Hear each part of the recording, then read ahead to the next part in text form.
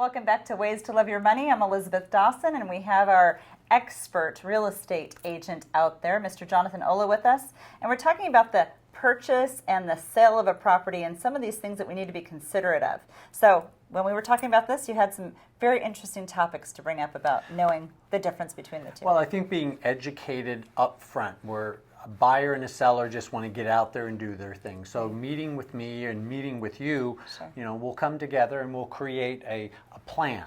Because most people know, oh, I'm going to go out and I'm going to buy something, or I'm just going to sell my property. Well, that means you're not doing anything after the transaction. But where it gets complicated is if somebody is buying a property, say they're buying a property, and the seller here is selling their property. Well, what if the seller has to find a replacement property? Okay. So what do they call that, Jonathan? Well, it's called contingent. So Okay. you're doing contingent offers. So there's different scenarios that can happen.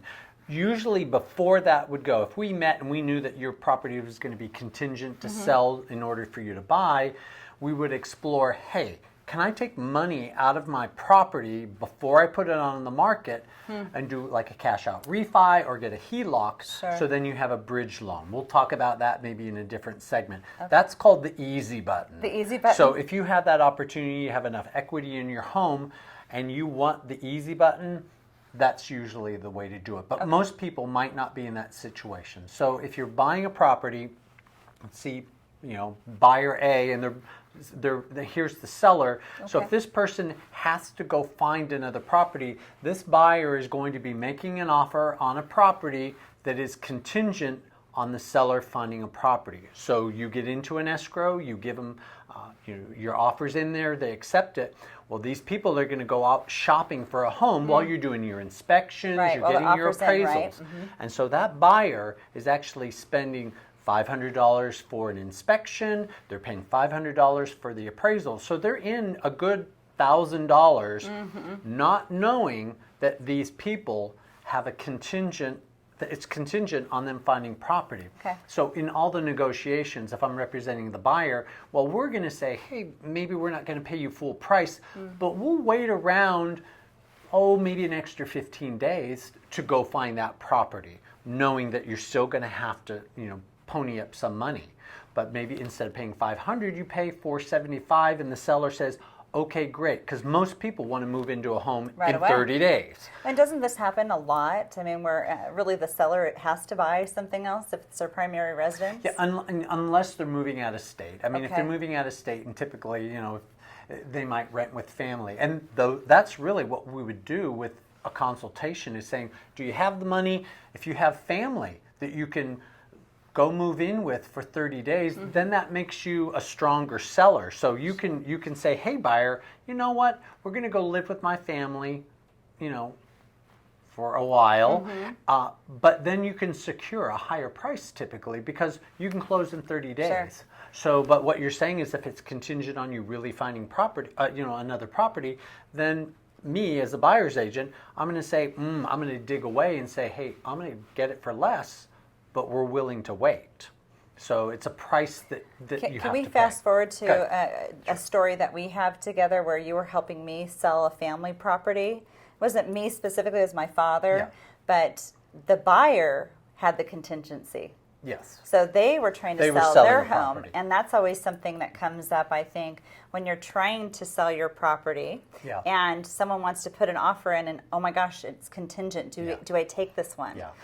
So that's another anxiety thing then too, right? Then it's the flip-flop. So if this person wants to go buy a property, but over here they have to sell their property, so first you have to put it on the market, and then you have to wait for that buyer. So do you as the buyer go shopping, or do you wait until you have a buyer in place? Because once you have a buyer in place, now you're going to have to go shopping and shop fast. So with that contingency, what you're doing, it's kind of like putting up dominoes, where if one falls good, then they all fall good. But if one falls bad, and let's say this person selling their home, that buyer walked away after 15 days and you put in an offer on another house, what a domino then effect. it's exponential. Yes. So if I'm working with a client, typically I say, we've talked about flying the airplane, Yes, right? yes. So if Your process. yeah, if the Smiths are selling their property in order to buy this property, then I would say, you work with me to sell this property and work with me to buy this property, because that agent over there needs to know that they have a pilot that's flying both flights rather than agent A and agent B. So it's a smoother ride because you know everything that's going on. Otherwise, if I'm representing this and not that, I'm having to communicate with this person over here. Maybe they don't give me information, and then all of a sudden everything falls and Right. crashes and burns, and you're done. So there's always going to be an investment. So that's why we do the consultation ahead of time to find out, can we find some money somewhere? Does a family member have gift money that we can do that can make that? Of course, we always try to do the easy button, but people that go out there and say, oh, I'm going to list my property, I'm going to go buy property, but they don't know that what the pitfalls can be. Right. We'll call it turbulence. It's not pitfalls, it's just what the business is. Sure. And all your years of experience, how forthright is maybe a purchaser coming to you or a seller coming to you that they're saying this is a contingent situation?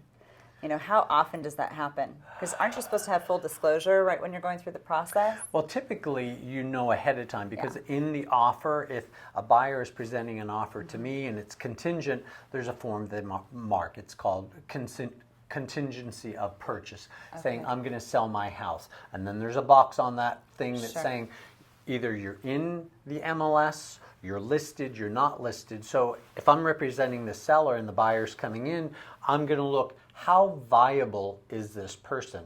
So what I do on behalf of the sellers is I'm going to go to that house, I'm going to research, and if they have it priced at $800,000 but the market's $600,000, why would we be accepting this offer? Where most agents are like, I got an offer, I'm just going to take it and sign it and get it. Sure. Because you need to ask the questions. You got to ask the questions, and maybe they're offering you the price that you want. But you need to know, are you going to close, and is this person going to close over here? Because you're going to be held up for 21 to 30 days, and when you're off the market that long and it falls through, then other agents are going to say, what happened? Sure. And even though I have a family member going through that right now, and it's in a state where it takes an attorney to help you, transact those business sales. So I think they're going on 6 months right now, and their second or third buyer, and it's like, wow, how exciting is that? Yeah. But sometimes I think too, from like the seller's perspective, is if they do have a contingency and they're trying to go and purchase another property, and then all of a sudden they come back to these buyers and say, I need a little extra time, but if you do it up front, I can understand it's probably a little bit better, because then maybe you can say, I want to rent back for 15 days. Correct. But yes, your buyer needs to move. They're trying to negotiate where they're at too. What's fun, and that's exactly true, but what people don't realize is negotiating goes on past the day you sign the agreement. Sure. So it is going through the inspections. Something may come up and you say, hey, can we have some time? Yes. And you say, well, great, but why don't you, buyer, release $5,000 of your good faith deposit in lieu of us keeping the market on, or the house on the market a little bit longer for you, or give us a rent back, or they lower the price $5,000, saying, you know what? It really all depends on what's important to that client. And when you ask those probing questions at the beginning, I'm able to go back to that client, the seller, and saying, you may be getting $5,000 less, but you know what? You're going to close, and your daughter's going to be able to go to school in September.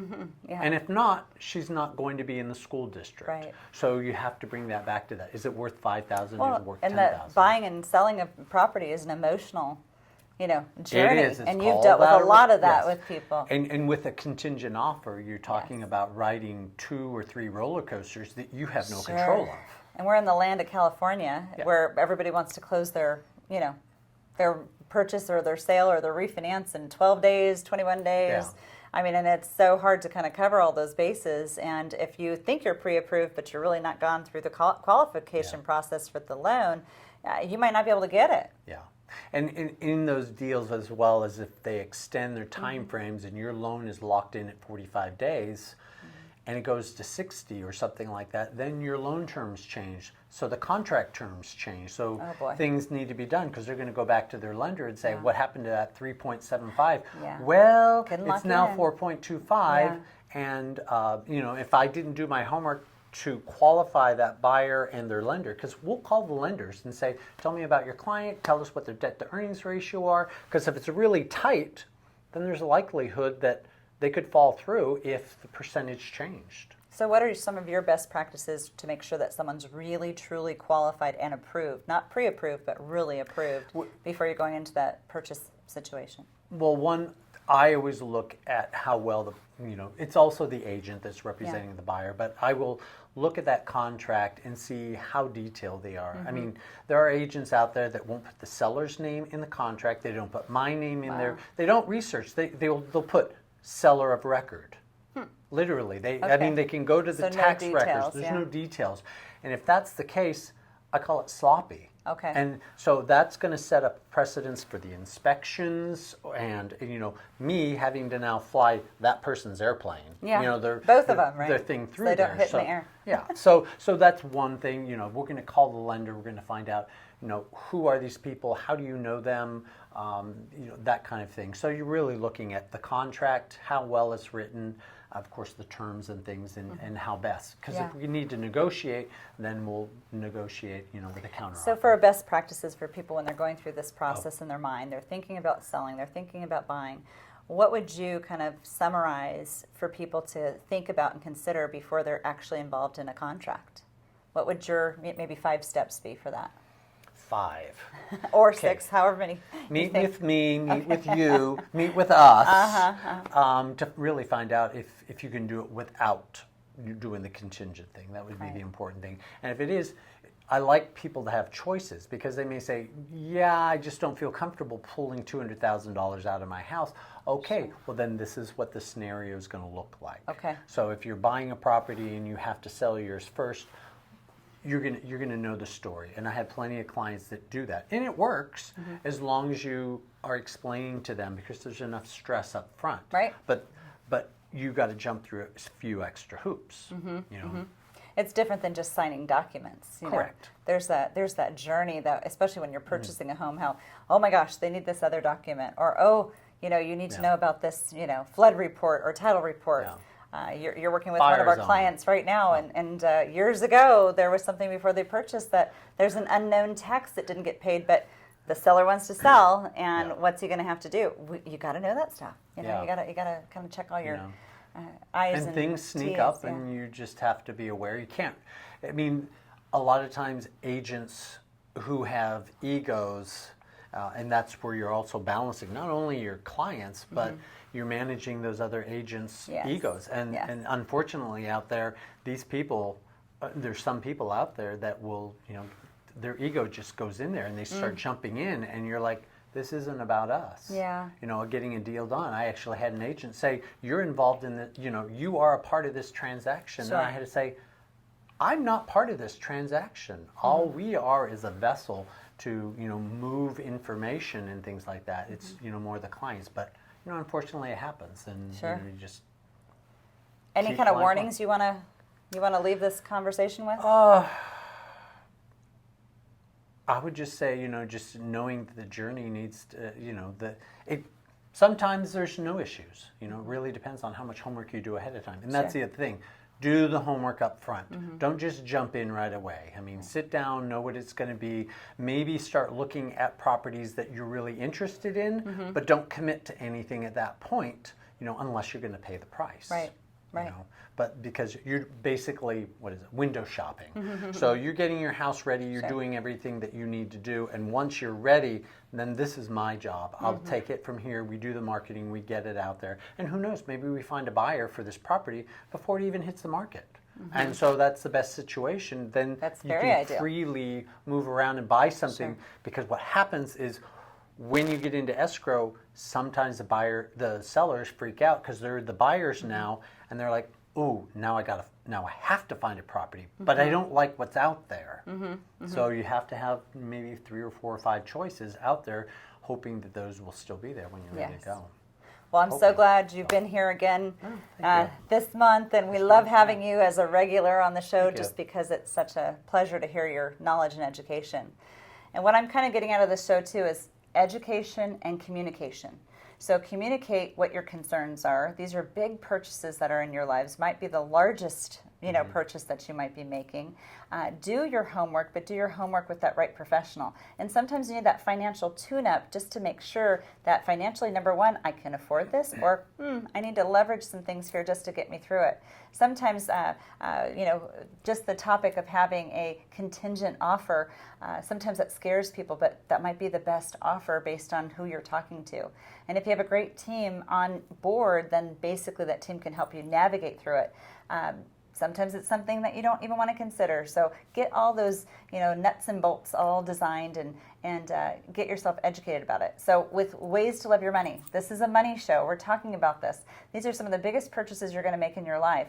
But at the same time, you want it to be the most efficient and effective purchase in your life as well. And it doesn't just necessarily bog you down. You want to make sure that you've got a great person on your team, or a great team on the whole team that can help you navigate through something that might be as stressful as going through a home purchase or a home sale. Those aren't the easiest things that we go through in our lifetime. It does kind of raise the blood pressure a little bit. So take care of yourself on that journey too. Don't forget about yourself. Stay tuned next week. We'll have another show for you to listen to and watch. The information provided in this show is for informational and educational purposes only. This show is not investment advice, nor is it intended to address the financial needs of any particular viewer. The opinions expressed on this show are not intended to be an endorsement of any particular investment strategy or service of any other kind. You must make an independent decision regarding investments or strategies mentioned throughout the show. Before acting on information in this show, you should consider whether it is suitable for your particular situation and strongly consider seeking advice from a financial advisor.